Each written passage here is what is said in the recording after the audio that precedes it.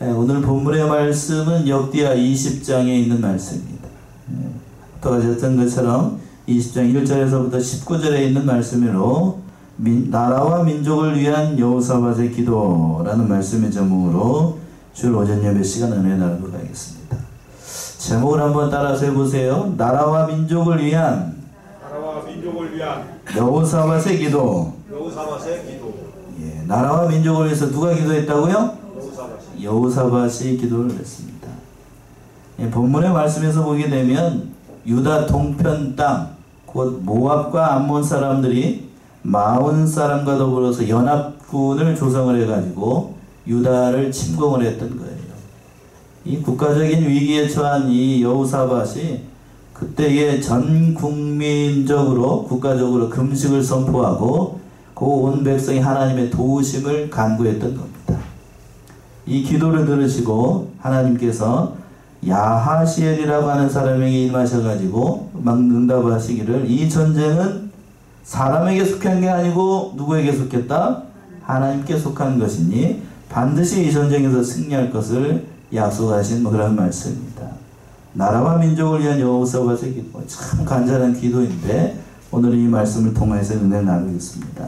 첫 번째 1절과 2절에 있는 것처럼 모압 연합군이 유다를 침공했습니다. 1절 2절 한번 읽어보시겠어요? 1절 2절. 그 후에 모압 자손과 암몬 자손이 연마온 사람과 함께 와서 여호사밧을 치고자 한지라. 속이 와서 여호사밧에게 고하여 가로되, 큰 무리가 바다 저편 아람에서 왕을 치러 오는데 이게 하손다말 곧 엔기디에 있나이다. 예, 그 후에라고 이렇게 얘기하고 있는데, 그 후에라는 말 앞에 19장에 있는 내용입니다. 즉 여호사밧이 그 죄를 지은 게 있어요. 좀 이따가 말씀드리고, 그 모든 죄를 회개하고 하나님의 뜻대로 나라를 바로 세우기 위해서 재판장을 세워서 하나님의 나라 유다를 그 하나님 앞에 온전히 세우기 위해서 불철주야 애를 썼습니다. 그 일이 끝남과 동시에 그때에 누가 쳐들어왔다고요? 모압 자손과 암몬 자손이 마온 사람과 더불어서 군대를 일으켜가지고 유다를 침공해왔던 겁니다. 이 모압 자손은 창세기에서 보게 되면 그 아브라함의 조카였던 롯의 후손입니다. 롯의 딸, 큰 딸이 아버지와 동침해가지고 낳은 민족이 뭐였냐면 모압이고, 작은 딸이 또 아버지하고 동침해가지고 낳은 민족이 누구요? 암몬입니다. 그러니까 혈통적으로 따져보게 된다라고 하면 둘은 형제 집안이고, 그리고 이스라엘하고도 따져봐도 어떤 의미에서는 그 한 혈족이죠. 같은 혈족이 그 여호사밧 유다 왕을 치러 올라온 거예요. 가까운 형제입니다. 가까운 형제끼리 이렇게 쳐다보는 거예요. 또 암몬 사람, 마온 사람이라고 되어 있는데, 마온 사람, 이 암몬 족속의 한 부류입니다. 이들이 모압 자손과 연합을 해가지고 유다를 침공해 왔어요. 또 연합군을 구성을 할 때에 바다 저편 아람이라고 되어 있는데, 아마 이 족속은 에돔 족속으로 보여요. 그러니까 요단강 동편에 보게 되면 이 동쪽에 있는 나라들이 연합을 해가지고 요단강을 건너서 지금 어디까지 되어 있냐 하면 하소손 다말이라고 되어 있는데, 이곳이 엔게디라고 하는 것이에요. 그때 당시 엔게디입니다. 그 엔게디 땅으로 쳐들어왔던 것입니다. 이 엔게디가 어딘가 유명한 곳인데, 이곳이 바로 다윗 왕이 사울 왕을 피할 때에 숨었던 그 동굴이 있던 곳이 바로 이 엔게디입니다. 엔게디. 그곳까지, 그러니까 요단강을 건너가지고 엔게디 땅까지 쳐들어갔던 거예요. 이곳에 진을 쳤다라고 하는 것은 모압 연합군이 이미 유대 땅을 침공해 왔다는 사실이죠. 근데 여기서 주목해야 되는 건 뭐냐면, 이들이 쳐들어오게 된 원인이 뭔가, 앞에서 잠시 언급한 것 같네요. 여호사밧의 전에 악한 자를 돕고 여호와께서 미워하시는 자를 사랑했기 때문에 하나님께서 징계로 보낸 것이 이 전쟁이었습니다. 전쟁. 19장을 한번 가보세요. 앞에 19장 2절 한번 읽어보시겠습니까? 19장 2절. 하나냐의 아들 선견자 예후가 나가서 여호사밧 왕을 맞아 가로되, 왕이 악한 자를 돕고 여호와를 미워하는 자를 사랑하는 것이 가하니까 그러므로 여호와께로서 진노하심이 왕에게 임하리이다. 예.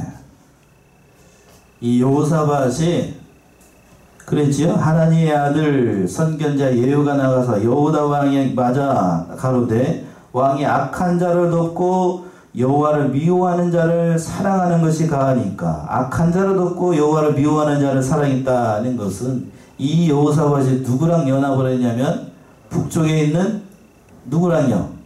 아합이랑 연합을 했어요. 아합.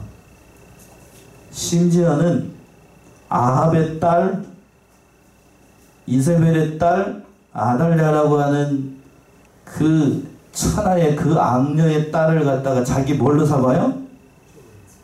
며느리로 삼아요. 며느리로. 그러니까 그 말이에요. 그 말은 다음 주에 말씀드리겠는데, 그 하나님께는 그러니까 같이 연합하지 말라고 한 자와 사돈을 맺고, 심지어는 자기 며느리로 삼고, 또 연합해가지고 같이 전쟁에 나가고 그러니까, 돌아오는 길에 선지자 예후가 그 길랏 라못에 가서 전쟁하고 돌아온 여호사밧한테 와서 이렇게 얘기를 하는 거예요. 내가 같이 가지 말라고 한 그 사람과 같이 가느냐. 그래서 하나님의 징계가 임할 것이다 라고 예언했는데, 그 예언의 말씀 그대로 지금 하나님의 징계가 임하게 됐던 겁니다. 전쟁이 일어난 목적이 뭔가 하면, 그 원인이 뭔가 하면 바로 그 하나님의 징계 때문에 일어났던 거예요. 그러니까 여기서 우리는 한 가지 중요한 사실을 깨닫게 되는 거죠. 하나님 앞에 죄를 지면 반드시 뭐가 온다고요? 징계가 옵니다. 반드시 징계가 와요. 그러니까 여호사밧 왕은 예후로부터 책망을 듣고 난 다음에, 이 책망을 듣고 난 다음에 앞에 19장의 사건이 있었지요. 회개하지 않으면 하나님께서 징계를 내리겠다라고 하는 그 말씀을 듣고 난 다음에 여호와 앞에 이 여호사밧이 그 모든 말씀을 듣고 자기가 지은 죄에 대해서 회개하고 백성들을 하나님 앞에 돌이키기 위해서 심혈을 기울였어요. 여러 가지로 많은 개혁들을 이루게 되고, 그러니까 근본적으로 그 밑바탕을 보게 되면 이 여호사밧은 사람이 선한 사람입니다. 하나님을 아는 사람이고, 그렇다면 여기서 할 수 있어요. 이 정도 선행을 했다라고 하면 지난날 자기가 했던 그 잘못을 하나님께서 봐주실 만도 한데, 우리 생각에는 좀 그렇지요? 좀 봐주셨으면 좋겠는데, 그러나 하나님께서 그걸 봐주실까? 죄를 하나님께서 봐주실까요? 여러분 생각은 어떠세요? 내가 하나님 앞에 죄를 졌어요. 회개하고 돌이켰다라고 해서 하나님께서 그 징계까지 걷어가시는가? 그럴까요? 그럴까요? 아니요. 죄의 결과는 누가 책임을 지게 하는 거냐면 당사자가 책임을 지게 합니다. 하나님이 너무하신다 이렇게 생각할 수도 있는데, 한 가지 예를 들어서 설명을 해볼까요? 지금 여러분 예배 드리고 난 다음에 은혜 많이 받고 가가지고 요 앞에 신호등 건너가기 전에 뭐가 있지요? 자동차 가지고 오신 분. 신호등이 있지요? 빨간불일 때 건너가면 어떻게 되죠? 사고가 나나요? 안 나나요? 안 날 수도 있어요. 그러나 대부분의 경우는 신호 안 지키고 가면 어떻게 돼요? 사고가 납니다. 재수가 없어서 사고가 나는 거죠? 그 얘기가 아니죠? 이게 뭔 말이에요? 지키지 않으면 반드시 이 세상 법에서도 뭐가 따라요? 지키지 않은 것에 대해서 책임을 묻게 되는 거예요. 그 말씀처럼 동일하게 하나님의 말씀도 똑같은 겁니다. 그것이 악인이 됐든지 또는 하나님을 믿는 사람이 됐든지 하나님의 징계는 피할 수가 없어요. 또 성경적인 예를 든다라고 하면 다윗왕 아시죠? 다윗왕 인류가 낳은, 또 이스라엘이 낳은 가장 선한 왕이 다윗왕이라고 합니다. 전반적인 평가를 봤을 때에도 하나님께서 평가를 하실 때 이새의 아들 다윗을 만나니 내 마음에 어떤 사람이라고 하나님 평가를 하셨어요? 합한 사람이다. 그 일평생을 봤을 때 다윗이 하나님 앞에 진실하게 살려고 애를 썼습니다. 그러나 다윗이 그 범죄함으로 우리아의 아내를 범하고 또 다른 죄를 범하였을 때에 하나님께서 다윗에게 그 내릴 재앙을 피해가도록 하셨는가? 그랬던가요? 아니에요. 오히려 세상 사람들을 하나님께서 징계하실 때보다도 더 엄하게 책망하셨던 것이 바로 우리 하나님이에요. 그러니까 혹자들 가운데, 우리는 오늘날 우리 성도들 가운데, 예수 믿는 사람들 가운데 내가 하나님 앞에서 충성하고 봉사하고 여러 가지고 애를 쓰니까 혹여라도 하나님께서 하나님 앞에 범죄하게 되면 하나님의 징계가 오지 않을 것이다, 하나님께서 봐주시겠지, 이렇게 생각하는 건 큰 우산이에요. 그건 큰 착각이에요. 착각. 오히려 세상적인 원리로만 따진다라고 하면 믿는 사람이 죄를 범하는 걸 하나님이 더 크게 책망을 하십니다. 왜 그럴까요? 그래야 공평해요.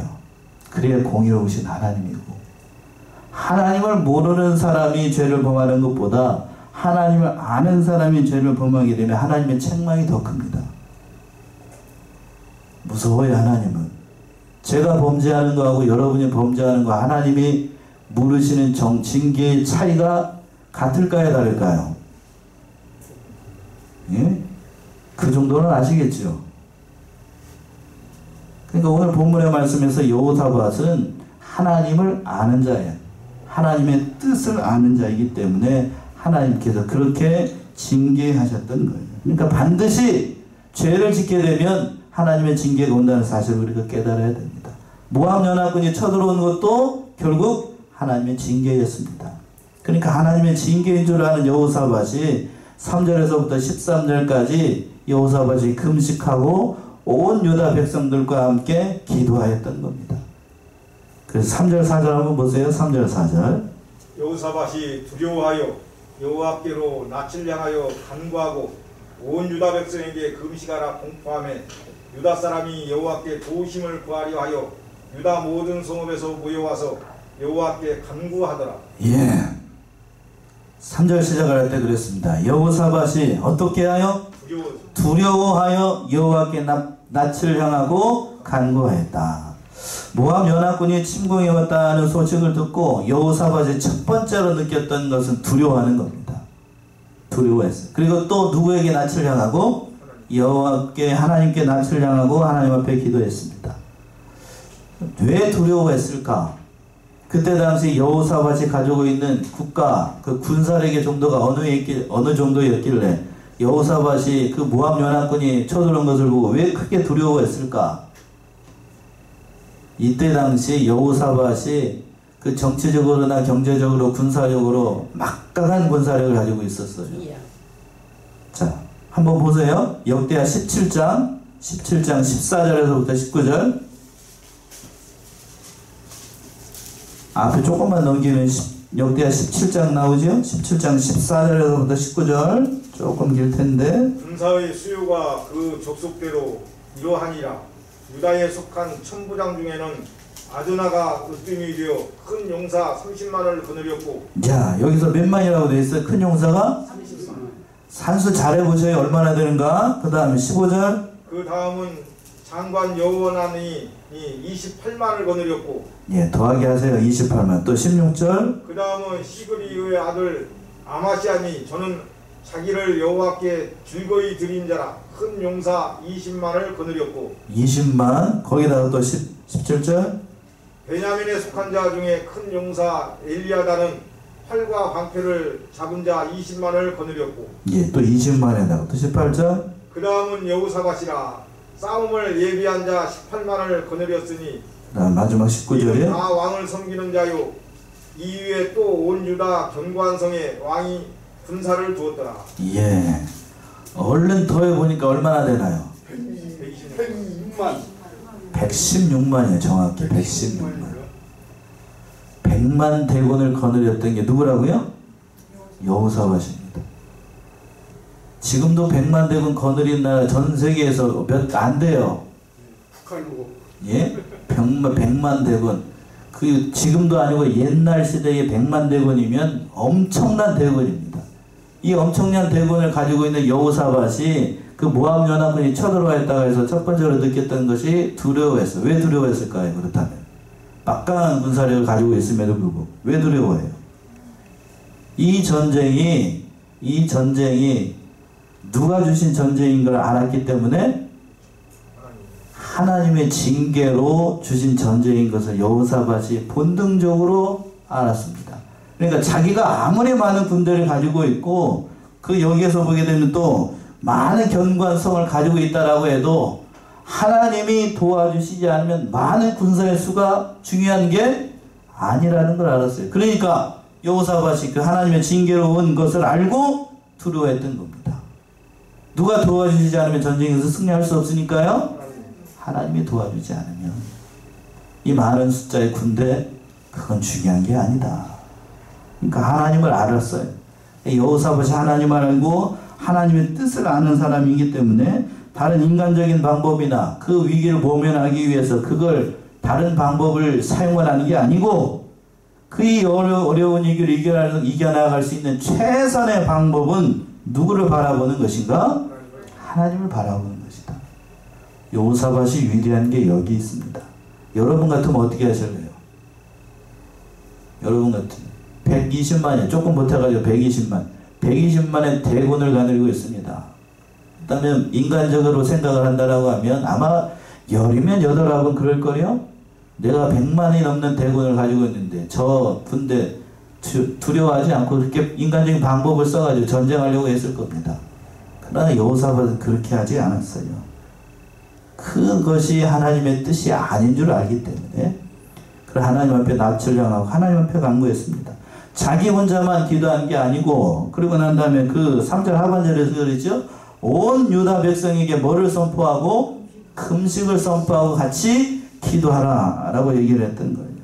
그러니까 이겨나갈 수 있는 방법, 우리가 이 국가적인 위기를 만났는데 이것을 이겨나갈 수 있는 방법이 하나님 앞에 기도하는 것이다. 그래서 자기뿐만 아니라 자기에 속한 모든 그 하나님의 백성에게 금식을 선포하고 같이 기도하자고 했습니다. 참 잘한 거예요. 참 잘한 거. 그러니까 이렇게 기도하는 것이 하나님의 마음에 합한 행동이었죠. 어떻게 구체적으로 기도했는가? 자, 그 말씀 5절부터 나오죠. 5절부터 7절까지 먼저 한번 보시겠습니까? 여호사밧이 여호와의 전 셋들 앞에서 유다와 예루살렘의 회중 가운데 서서 가로되 우리 열조의 하나님 여호와여 주는 하늘에서 하나님이 아시니까 이방 사람의 모든 나라를 다스리지 아니하시나이까 주의 손에 권세와 능력이 있사오니 능히 막을 사람이 없나이다. 우리 하나님이시여 전에 이 땅 거민을 주의 백성 이스라엘 앞에서 쫓아내시고 그 땅으로 주의 벗 아브라함의 자손에게 영영이 주지 아니하셨나이까. 예, 조금씩 끊어서 한번 볼게요. 여호사밧이 하나님 앞에 구체적으로 그 여호와의 전 셋들이라고 되어 있어요. 그 앞에서 그 모든 백성들이 모이는 앞에서 대표 기도하는 거예요. 이 말씀이 대표 기도하는데 그 기도의 내용이 참 기가 막힙니다. 여러분 기도가 잘 되지 않을 때 이 역대하 20장 5절에서부터 어디까지요? 13절까지 했던 여호사밧의 기도를 가만히 묵상해 보세요. 얼마나 기도를 잘하는가.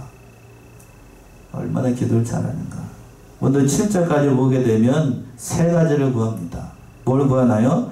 우리 열조의 하나님 여호와여 주는 어디에서 하나님이 아니시나이까? 하늘에서 하나님이 아닙니까? 이 말의 뜻은 우리를 열조에게 구원하시고 천지 만물을 창조하시고 주장하시는 그런 하나님이 아닙니까? 그 하나님 앞에 첫 번째로 간구했던 겁니다. 그리고 두 번째는 뭐라고 그랬냐면 이방 사람의 모든 나라를 다스리지 아니하시나이까. 모든 권세와 능력을 가지고 세상에 있는 모든 나라를 주관하시는 절대적인 주권을 가진 하나님 앞에 여호사밧이 기도했던 거예요. 기도 잘하지요?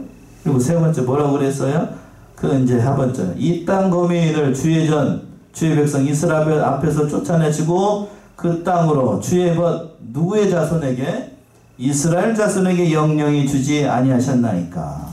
그러니까 이 말씀은 하나님의 언약을 붙잡고 하나님께서 우리에게 주시겠다라고 약속한 그 약속대로 가나안 땅을 지키시겠다고 말씀해 주셨는데 그 언약의 말씀을 지키게 해달라는 얘기죠. 참 기도 잘합니다.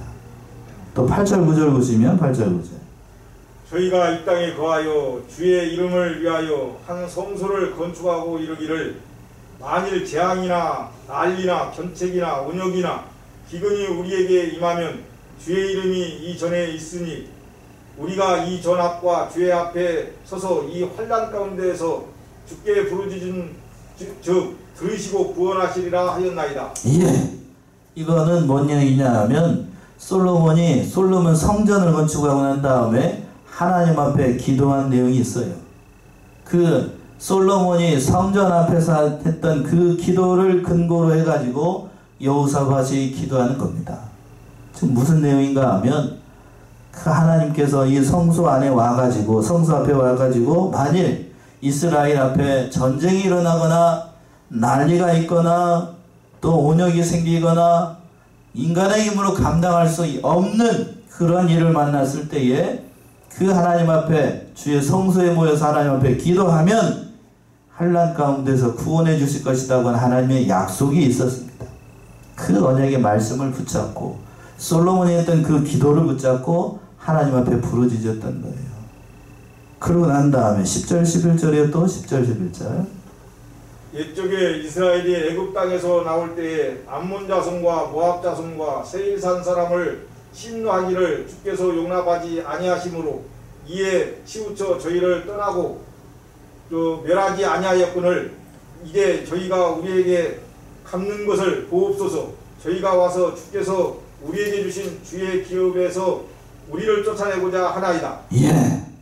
이게 무슨 얘기인가 하면 출애굽할 때에 하나님께서 그 요단강을 건너서 가나안 땅으로 들어올 때에 어떤 일이 있었냐면 그 애굽 땅에서 나올 때에 암몬 이 말씀이에요. 암몬 조선, 모압 조선, 세일산에 사는 사람 그 에돔 족속을 얘기를 하는 거예요. 그것이 다 형제 국가니까요. 앞에서 형제 국가라고 했잖아요. 그 형제 국가를 그러니까 하나님께서 그 침노하지 말라고 그랬어요. 이게 무슨 얘기냐면 침략해서 그들을 죽이지 말고 그들은 가만히 내두고 놔두고 네 형제 국가니까 그대로 놔두고 그냥 요단강을 건너서 들어가라고 그랬어요. 이스라엘이 그 말을 듣고 그대로 모압 족속과 암몬 족속과 누구요? 그 에돔 족속을 그대로 놔뒀습니다. 그대로 놔뒀더니 그들이 지금 어떻게 한 거예요? 연합해가지고 어디를 쳐들어와 지금? 이스라엘을 쳐들어온 거예요. 유다를 쳐들어온 겁니다. 한마디로 하나님께서 치지 말라고 해가지고 놔뒀더니 그것이 배은망덕하게 지금 그 하나님의 땅을 침범해 왔으니 하나님께서 그들을 쫓아내달라고 이 여호사밧이 기도를 했던 겁니다. 자, 기도 잘하지요. 제가 어제 말씀을 준비하면서 가장 은혜를 받았던 대목이 12절과 13절입니다. 참 기도 잘해요. 12절 13절 우리 하나님이여 저희를 징벌하지 아니하시나이까 우리를 치러오는 이 큰 무리를 우리가 대적할 능력이 없고 어떻게 할 줄도 알지 못하옵고 오직 주만 바라옵나이다 하고 유다 모든 사람은 그 아내와 자녀와 어린 자로 더불어 여호와 앞에 섰더라. 예. 오직 누구만 바라보고 있다고요? 주님만 바라보고 있나이다. 12절의 말씀이 여호사밧의 기도 중에 저는 백미라고 봐요. 백미. 12절 우리 같이 합독합시다. 12절이요. 정신 차리고 12절 시작. 우리 하나님이여 저희를 징벌하지 아니하시나이까 우리를 치러 오는 이 큰 무리를 우리가 대적할 능력이 없고 어떻게 할 줄도 알지 못하옵고 오직 주만 바라보나이다 하고 우리 하나님이여 참 이 말씀에서 이미 여기서 끝난 거예요. 우리 하나님이여 저희를 징벌하지 아니하시나이까 우리를 치러 오는 이 큰 무리를 우리가 대적할 능력이 없고 어떻게 할 줄도 알지 못하고 주님만 바라보고 있습니다. 참 기가 막힌 기도입니다. 기가 막힌. 실제로 여호사밧에게는 그럴 만한 능력이 없다 라고 이렇게 기도하는 거예요. 어떻게 할 줄도 묻지 못하고 하나님만 바라보고 있습니다. 마치 그렇게 이런 거와 같은 겁니다. 목사님 강의서를 보니까 그렇게 표현을 했더군요. 마치 미친 개가 어린아이를 물려고 할 때에 아이가 누구를 바라보고 있는 것처럼 아빠만 바라보고 있는 것처럼 지금 이 여호사밧이 그러한 심정으로 아버지 하나님의 도우심을 구하고 있는 거예요. 어린아이처럼 순수하게. 이 기도를 듣고 있을 하나님께서 이 기도에 응답하시지 않는다라고 하면 그건 하나님이 살아있는 게 아니에요. 맞죠? 타는 기도, 멋진 기도입니다. 그리고 자기 혼자만 기도한 게 아니고 13절에서 그랬죠. 유다 모든 사람은 자기 혼자만 기도하지 않았어요. 누구와? 그 아내와 또 누구요? 자녀와 또 어린아이라고 하는 게 저희 어린아이 깐난쟁이를 얘기하는 거예요. 어린 자로 더불어 누구 앞에 섰더라? 여호와 앞에 섰더라. 전 국민이 하나님 앞에 금식 기도하고 다 하나님 앞을 기도했던 거예요. 참 이 말씀을 보게 이 말씀대로 기도했다라고 하는 그 말씀 그 모습 자체가 참 귀해요. 하나님께서 그걸 보시고 세 번째 있는 것 14절에서부터 19절처럼 여호와께서 전쟁에서 승리할 것을 약속하셨습니다. 우리 하나님이 그렇게 응답하셨어요. 14절 보시면 여호와의 신이 회중 가운데서 레위 사람 야시엘에게 임하셨으니 저는 아삽 자손 마따냐의 현손이요 여이엘의 증손이요 분야의 손자요 스가랴의 아들이더라. 예, 여호와의 신이 회중 가운데 레위 사람 누구요? 야하시엘이라고 하는 사람에게 임하셨습니다. 하나님의 신이 이 사람에게 임해가지고 여호사밧이 간절한 기도한 것에 대해서 응답을 하셨습니다. 그 전쟁의 내용이 뭔가? 반드시 이 전쟁에서 승리할 것이 너희는 결코 두려워하지 말고 무서워하지 말라 놀라지 말라 이렇게 하나님이 구체적으로 응답을 하셨습니다. 진짜 구체적으로 응답을 하셨어요. 대충 이기겠다고 하나님께서 말씀하시지 않았습니다. 그 말씀이 15절에서부터 17절까지 나오죠. 15, 17 야시엘이 가로되 온 유다와 예루살렘 거민과 여호사밧 왕이여 들을지어다. 여호와께서 너희에게 말씀하시기를 이 큰 무리로 인하여 두려워하거나 놀라지 말라. 이 전쟁이 너희에게 속한 것이 아니요 하나님께 속한 것이니라. 내일 너희는 마주 내려가라.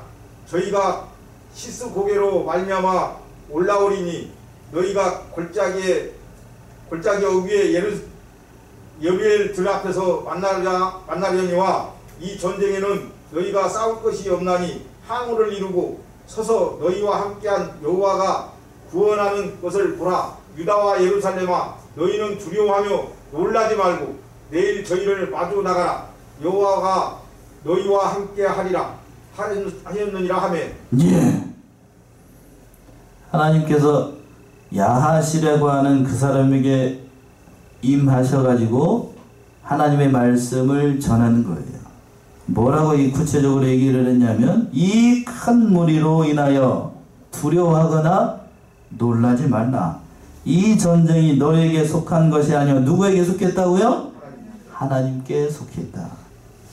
그러니까 전쟁은 하나님께서 심판의 도구로 사용하시는 것 가운데 하나인데 그 택한 백성을 구원할 때에도 하나님께서 이 전쟁을 통해서 역사하시는 겁니다. 그러니까 그 모든 전쟁의 승패는 누구에게 달려있는가? 사람에게 달려있는 게 아니고 무기의 숫자에 달려있는 게 아니고 군단의 숫자에 달려있는 게 아니라 누구에게 속해 있다고요? 하나님께 달려있다. 하나님께 달려있으니 하나님께서 이 전쟁에서 친히 싸울 것이다 라고 말씀하셨던 겁니다. 참 기가 막힌 하나님의 응답이죠. 하나님의 응답. 그러면서 또 뭐라고 말씀하셨냐면 항우를 이루고 서서 너희와 함께한 여호와의 뭘 보라? 구원을 보라. 하나님이 어떻게 너희를 구원하시는가? 그 구원을 보라는 얘기예요. 가만히 움직이지 말고 두려워하거나 떨지 말고 즉 하나님께서 친히 싸울 것이니 너희 염려할 것이 없다는 말씀이죠. 이 말씀은 새벽에 나오신 분은 더 아시겠지만 출애굽기 14장에서 보시면 모세가 홍해 앞에서 그 모든 대적을 보고 두려워할 때에 모세가 했던 말하고 똑같아요. 출애굽기 14장을 한번 보세요. 출애굽기 14장 13절 14절 출애굽기 14장 13절에서부터 14절 모세가 백성에게 이르되 너희는 두려워 말고 가만히 서서 여호와께서 오늘날 너희를 위하여 행하시는 구원을 보라. 너희가 오늘 본 애굽 사람을 또다시는 영원히 보지 못하리라. 여호와께서 너희를 위하여 싸우시리니 너희는 가만히 있을지니라. 예. 이 말씀에서 보여주듯이 지금 하나님께서 요구하시는 것은 뭐 전략, 우수한 뭐 전술, 무장한 군인의 수 이걸 요구를 하신 것이 아니고 하나님을 믿는 뭘 가지고 믿음을 가지고 살아가는 얘기예요. 믿음을 가지고 쓰면 그 모든 일들 가운데 하나님이 친히 싸우시고 하나님께서 그 모든 전쟁을 주관하셔서 승리하도록 하시겠다는 얘기예요. 그런데 이 말씀 한번 보세요. 가만히 생각해 보면 그때 당시 이 출애굽 당시에 이스라엘 백성들 진퇴양난의 위기에 모여 있었습니다. 앞에는 뭐가 가로막고 있고 홍해가 가로막고 있고 뒤에서는 누가 쫓아오고 있고 애굽의 군대가 쫓아오고 있어요. 앞으로 가지도 못하고 뒤로 가지도 못하는 그런 상황에서 그 가만히 있어가지고 하나님의 구원을 바라본다라고 하는 거 말처럼 이게 쉬운 일인가요? 쉽지 않아요. 그때는 아무것도 없어지니까 오히려 가만히 있으라 그러면 쉽겠지만 오늘 본문의 말씀에서 보게 되면 여호사밧은 그때하고 달라요. 무려 얼마나 되는 대군이 있었다고요? 100만이 넘는 대군이 있었습니다. 실력으로 따진다라고 하면 한 칸에 그들을 뵐 수 있어요. 그러나 여호사밧은 그걸 의지하지 않고 누구를 바라보고 있어요? 하나님 바라보고 있어요. 여호사밧이 위대했던 게 이런 대목입니다. 우리 같으면 이렇게 안 합니다. 우리 같으면 칼 쫙 빼들고 나를 따르라! 그러면서 그렇게 나갔겠죠? 그러다가 그냥 다 죽고 하나님의 뜻이 그것이 아니기 때문에 그 말씀을 순종해서 여호사밧이 회개하고 기도하니 하나님께서 그 모든 말씀을 통해서 이렇게 응답을 하셨던 거예요. 그 하나님의 응답을 듣고 여호사밧이 어떻게 행동을 했는가, 유다가 어떻게 행동을 했는가, 그 말씀이 18절 19절 마지막 절에 나와 있죠? 한번 보시면은요, 여호사밧이 몸을 굽혀 얼굴을 땅에 대니 온 유다와 예루살렘 거민들도 여호와 앞에 엎드려 경배하고 그앗 자손과 고라 자손에게 속한 레위 사람들은 서서 심히 큰 소리로 이스라엘 하나님 여호와를 찬송하니라. 예.